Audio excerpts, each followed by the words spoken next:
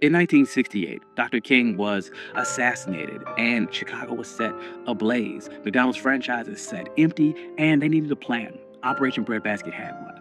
Put black owners in black neighborhoods. So in December, Herman Perry became the first black operator of a McDonald's franchise in Chicago. And it worked. More black operators followed and a pipeline was created. But there was a catch. McDonald owned the land, they set the fees, and they picked your lots. So join us today while we talk about how McDonald's created a black franchise empire and everything that it cost. I'm your host, Country Boy. This is One Mic Black History, and if you like stories like this, you can find more stories like this at onemichistory.com. But without further ado, let's get started. After World War II, America built a new life around cars and suburbia and highways. Interstates cut through black neighborhoods, urban renewal cleared blocks in the name of progress, banks drew red lines on maps around black homes, and the GI Bill helped white veterans buy homes and businesses at a greater clip than their black counterparts. As factories left the city, steady jobs left too. White flight followed, and with that went supermarkets and many white-owned stores. By the mid-60s, a lot of black neighborhoods had fewer jobs, fewer full-service grocery stores, and very little new investment.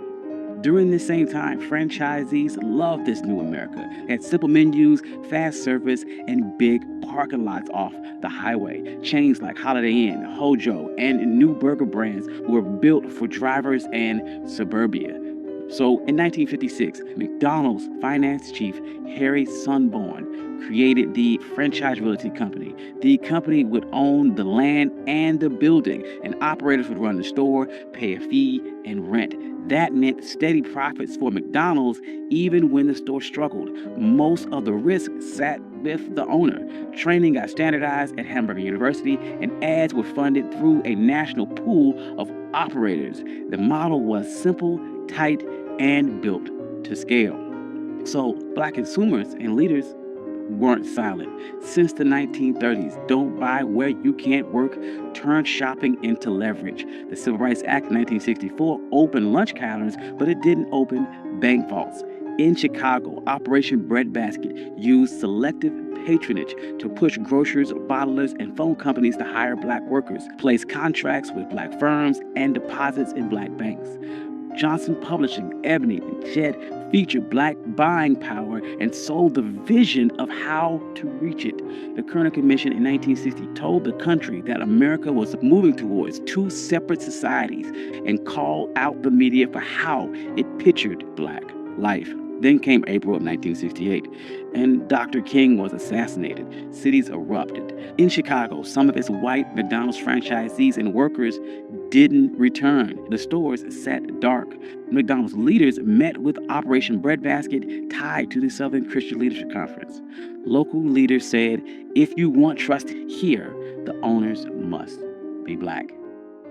That same year, Harry Petty took over the Woodlawn store in Chicago's South Side and reopened it December 21st, 1968 as the first black McDonald's franchise. He was trained at Hamburger University, and the company helped him finance, allowing for zero partnerships when needed, and appointing small business administration loans. McDonald even donated the first day's profit from Petty's store to the Southern Christian Leadership Conference, tying the brand to Dr. King's dream.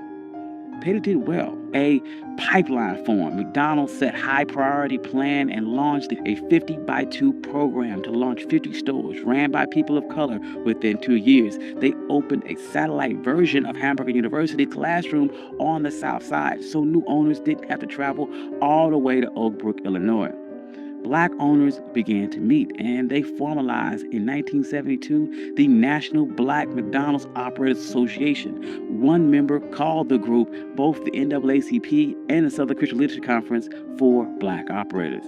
It became the inside voice for the push for fair sites, trainings, and contracts.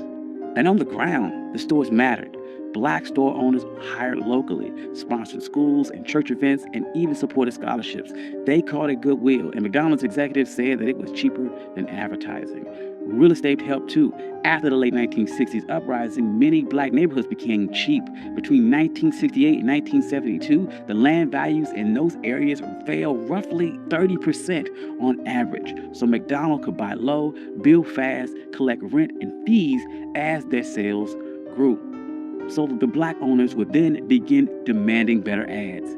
They said, "We pay into the national fund, show us." In 1972, McDonald's would hire Tom Burrell's black-owned ad agency. Burrell called his style positive realism.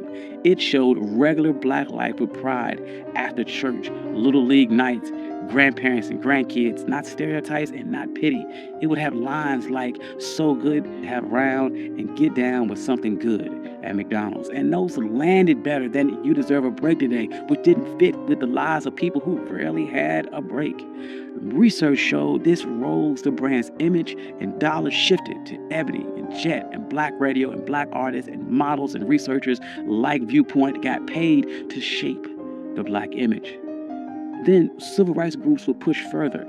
The NAACP used fair share agreements and contracts for black builders, insurers, and distributors. The Black Operators Association stressed that one restaurant could support a web of black businesses around it. The system sent money past the counter into banks, printers, construction crews, and ad shops.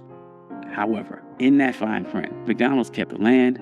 Owners paid a monthly fee of about 4% in sales plus rent. Part of that rent is a slice of the sales, which reached up to about 14.5%. Owners also had to pay at least 4% in sales to the national ad pool. The company set the standards, inspections, and decided renewals. That is why many owners call themselves captive tenants. In plain words, you ran the store, but the company owns the ground and sets the rules. So site placement became a fight. Black owners said they were being steered towards older inner city and rural locations with lower average sales and higher costs for security and insurance. The Black Operators Association reported that from 2010 to 2019, the average cash flow gap between black and non-black franchisees tripled to about $65,000 per store. And as health debates grew, fast food filled spaces that supermarkets left. But that heavy concentration of chains in poor, segregated areas linked them to higher rates of obesity and diabetes. Some cities saw protests and asked for more fresh food access and more corporate responsibility. Recently, these tensions have bubbled to the surface.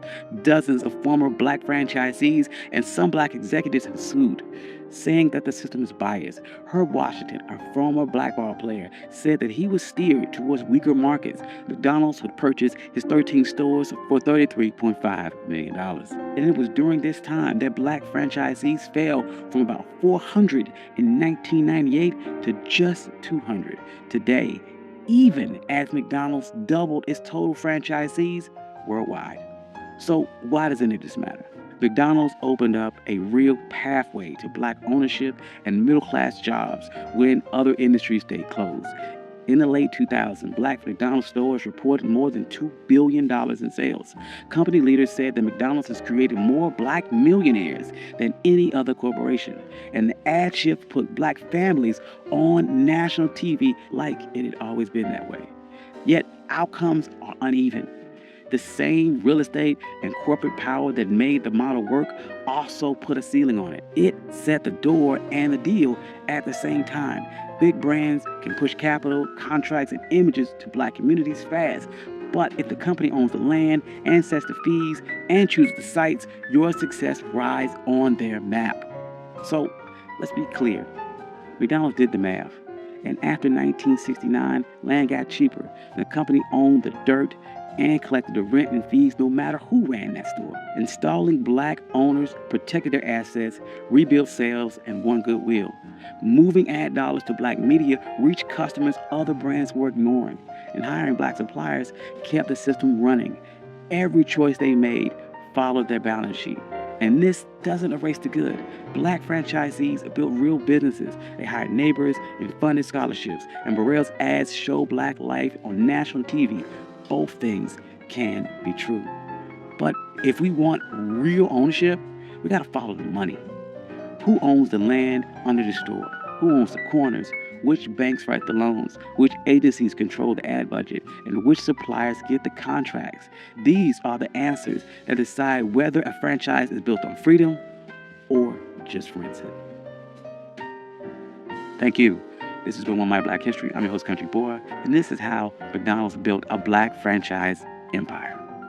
If you like stories like this, you can find more stories like this at onemyhistory.com. I'd like to thank all my financial contributors. Without you, none of this could be possible. Thank you all. I love you.